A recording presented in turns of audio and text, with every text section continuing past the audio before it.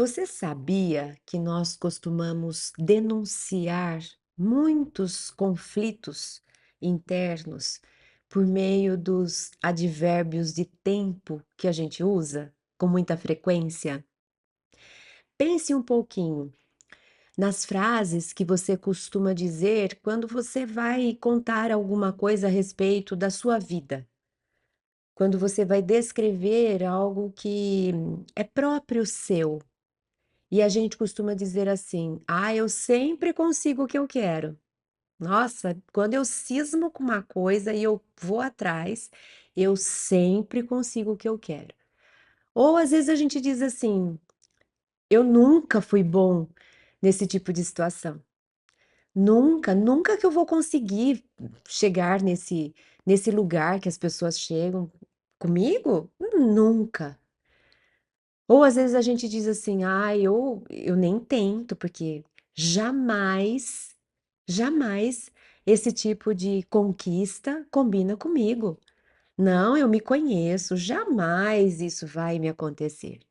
Então, quando a gente usa: "Ai, toda vez que eu ligo para fulano, toda vez é essa mesma história e toda vez", enfim, essas palavras, esses advérbios, toda vez, sempre, nunca, sempre desse jeito, nunca daquele jeito, e por aí vai. Ah, isso é frequente na minha vida.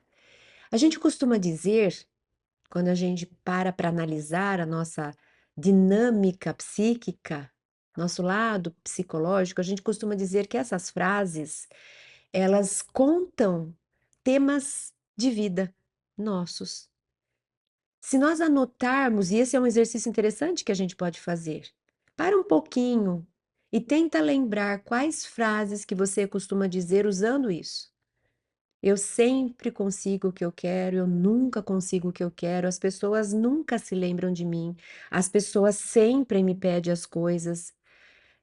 Lembra de frases que você costumeiramente se ouve dizendo para falar da sua própria vida e anote.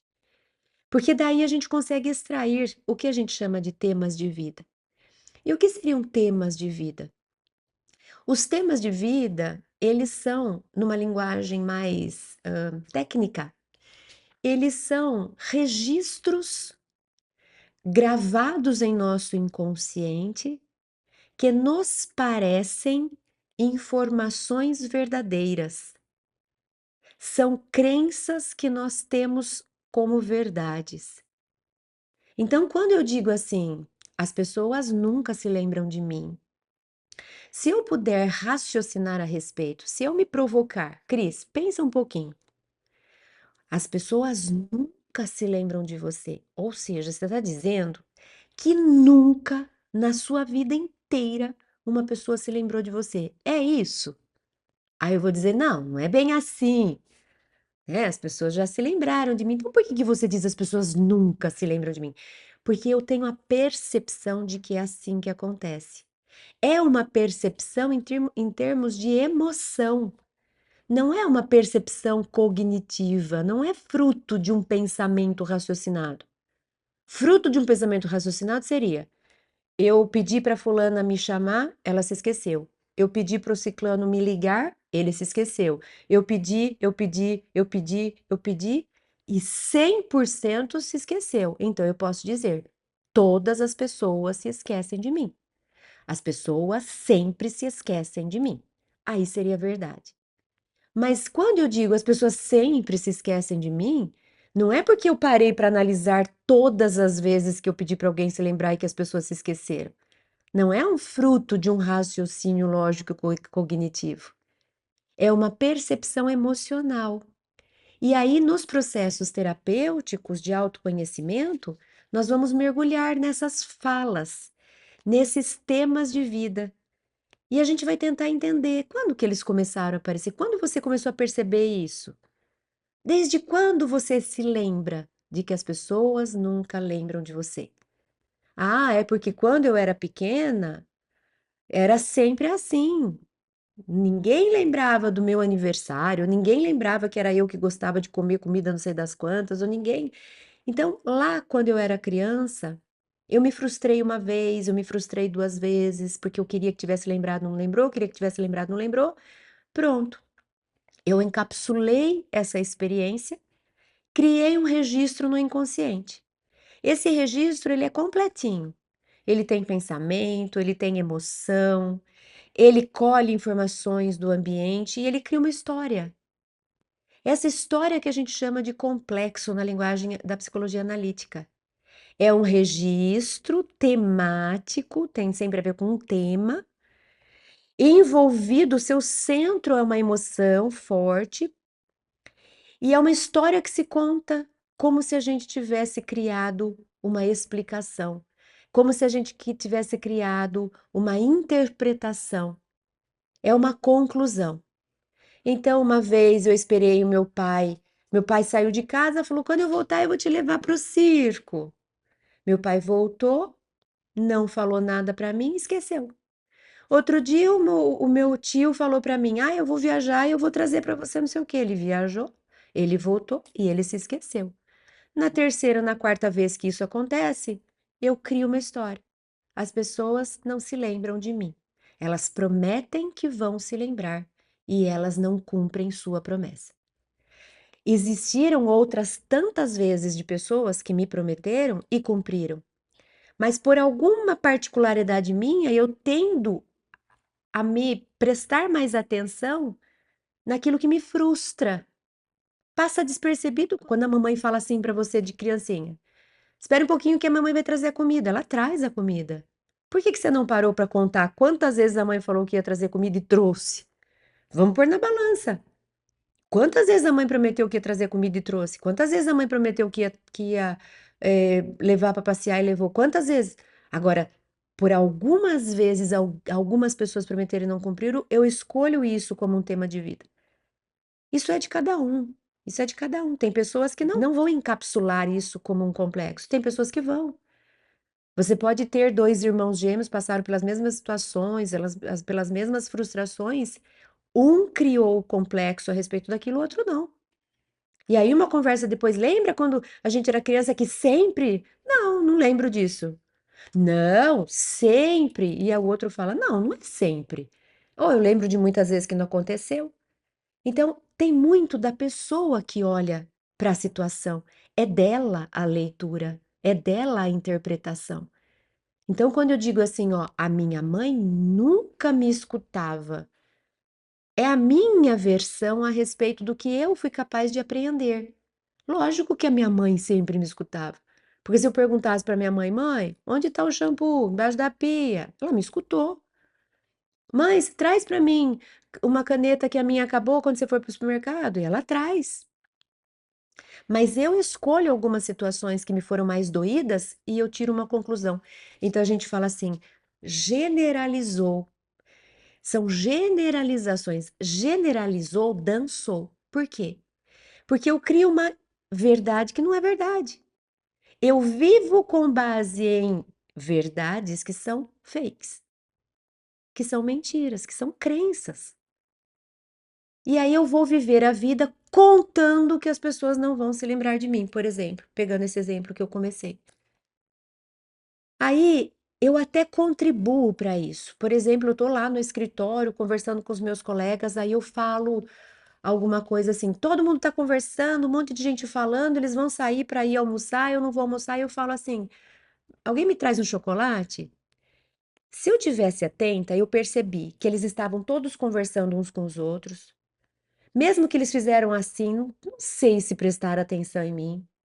Se eu não tiver conflito, talvez eu diga assim: "Ô, ô, presta atenção em mim, eu pedi um chocolate, vocês estão vendo?". Mas como eu já tenho essa dinâmica, parece que algo no meu inconsciente trabalha comigo. Então eu falo no meio de uma confusão inconscientemente, não é de propósito. Provavelmente vão deixar passar, porque não estavam atentos, vão conversando, vão almoçar, vão chegar e eu vou perguntar: "E o meu chocolate?". Parece que eu estou contando com isso para certificar que a minha crença é real. "Ai, Cris, esquecemos, esquecemos". Aí o que que eu falo para mim? "Viu, Cris? Agora você está convencida? As pessoas sempre se esquecem de você". Só que eu dei a minha contribuição para isso acontecer, porque eu não lutei arduamente para que eles se lembrassem, para eu testar a minha hipótese, porque se a minha hipótese for verdade, eu vou chamar a atenção, porque eu vi que estavam distraídos, e aí sim eles vão se esquecer, aí eu posso dizer, mas eu contribuo um pouco com essa crença, parece que eu espero isso acontecer. Parece inclusive que eu provoco isso para eu confirmar a minha crença disfuncional, a minha generalização. Comigo nada dá certo na vida.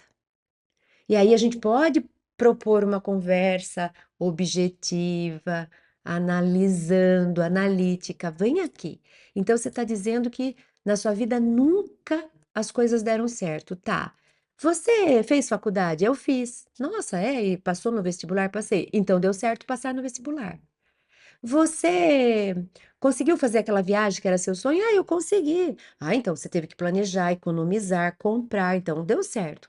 Então por que que você generaliza e diz que na sua vida nada dá certo? As coisas sempre dão erradas. Pensando logicamente, isso não é verdade. Isso é uma mentira, é uma falsa crença. E ela atrapalha, porque ela passa a ser uma lente que eu visto, é um óculos que eu coloco e aonde eu for, eu espero que aquilo aconteça. Pode acontecer um monte de coisas lindas, a minha lente não vai prestar atenção, porque eu estou focada que nem um radar, tã, tã, tã, tã, tã, tã, tã, tã, tã, tentando achar aquilo que eu acho que eu vou achar. Então eu faço um período da minha vida, um monte de coisa dá certo, funcionam, mas eu não presto atenção naquilo. Porque os meus óculos estão calibrados, configurados para identificar aquilo que eu acho que acontece comigo. Então eu vou desconsiderando as coisas que dão certo e na primeira coisinha que deu errado eu falo, viu? É isso aí, essa é a minha vida. Só que é uma visão distorcida, não me faz bem, não é real. Eu vivo com base numa crença, com base numa ideia, com base numa opinião, e não com base na realidade. E normalmente essas generalizações são essas que são vitimistas, são essas que são perturbadoras. A gente tem algumas pessoas que têm uma visão, um ponto de vista, uma lente otimista. Não, comigo dá sempre tudo certo, que nem eu disse no começo da nossa reflexão. Comigo sempre dá certo. Lógico que com ele não é tudo que sempre dá certo. Mas ele escolheu por lentes que ele observa isso.